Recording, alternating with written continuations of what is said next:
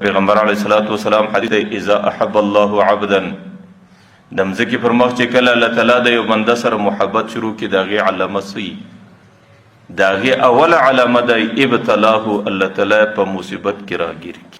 کله بیماري ورباندې کښېږدي، کله مسکنت ورباندې کښېږدي، کله غم ورباندې کښېږدي، کله پریشاني ورباندې کښېږدي.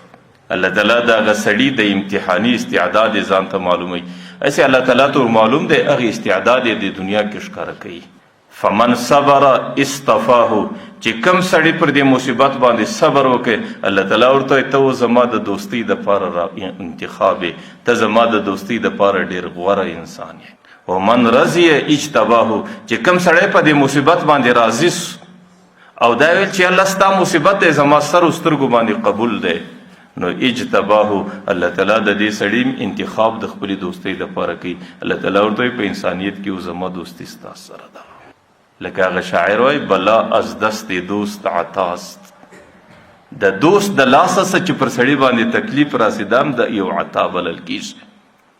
وایي بر عطا نالیدن خطاست، چې سړی د چا پر عطا باندې پریشانی کوي ژړا کوي دا د دې سړي ډېره خطا بلل کېږي.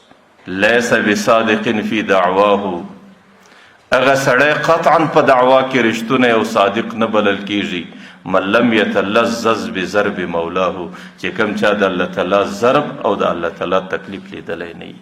د انسان د الله تعالی د دوستي صداقت، د انسان د الله تعالی د دوستي سره رښتیاوالی دا هلته معلومیږي چې د الله تعالی د طرفه بوج ورباندې کښېښول سي، د الله تعالی د طرفه تکلیف ورباندې کښېښول سي، د الله تعالی د طرفه بیماري راله، د الله تعالی د طرفه غم و مسکنت رالی، بیا د هغې استعداد د دوستۍ معلومیږي چې دی د دې خپل رب سره په دې حالاتو کې څومره رښتونی دی او څومره په دې خپله خبره باندې دی ولاړ دی.